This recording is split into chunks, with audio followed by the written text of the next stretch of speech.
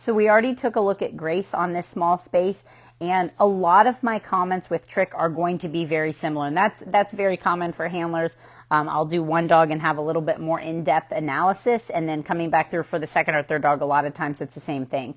So my biggest thing on this opening, notice all the walking, not really running, not a whole lot of support on this, right? So you almost came to a stop by the time he was over the jump and then just stood there and redirected out.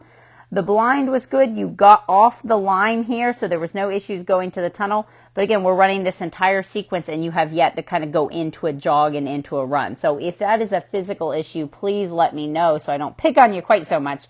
Otherwise, go ahead and run. Let me see some speed. Let me see you drive Trick around this sequence, and you get closer to obstacle versus trying to hang back with quite so much distance. In some places, that's going to be fine. Others, it's going to be a problem. Here, I really find it to be a problem because I feel like you're diluting your 180 cue by using so much distance on the pinwheel. And this rep right here for the front actually ends up being worse in my mind because you stop even further back. So right there's that last plant. Right, the right foot does not go any further right here. Okay, we pause. That's the last step. So if my dog is airborne over the jump and I'm not, stepping forward and supporting out to this jump, all of that lack of motion, and then in this case, actually lateral motion, starts to cue more of a 180. So I question, okay, what are we going to do when we want Trick to bypass this jump? And I know by now you probably have this setup torn down.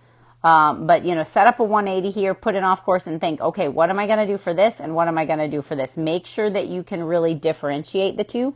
Front cross, easy peasy. You were in a great position for the front cross. You got off the line nicely. Same thing here. Got the nice positioning of the front cross off the line out to the last jump. I just would have liked to see a bit more motion and driving. Again, you fall behind and we're seeing that bar. So I think maybe one of the things that would benefit you if you do in fact think you're going to be behind a lot would be working on a go on verbal, a verbal for driving out over that last jump. So that would be where you would plant your reinforcement out there, set it on the ground, and then when you open up out of that front cross, go on, and drive the dogs forward. Now here we start to see Trick be, in my mind, a little bit more honest because again, you're just kind of back at this walk, not showing a lot of support, kind of stopping here. And he does question, okay, am I supposed to go? And in my mind, that's a pretty good thing to have a dog that is that honest. It's letting you know. Because here, we have much better support. Again, if we draw the plane of these jumps, you did, in fact, come forward and break the plane.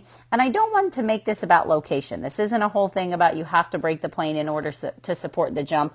But it is about what is the motion on the approach number 2. If I'm decelling and moving lateral at 2, that's going to indicate a turn. If I'm stepping forward and forward sending, that should then indicate the dog to go forward. So I was actually glad that he kind of trained you and worked you on that one here. And then again, a lot of standing around to go into this rear cross. Not a bad thing because it's a rear cross, but in some situations, you're not going to want to be that far back from the tunnel when you do it. Picked them up nicely on that last jump there to drive through. So very, very similar comments with Trick as with Grace, and then possibly the idea of working on a go on, a go, something to drive the dogs ahead when you are in fact behind.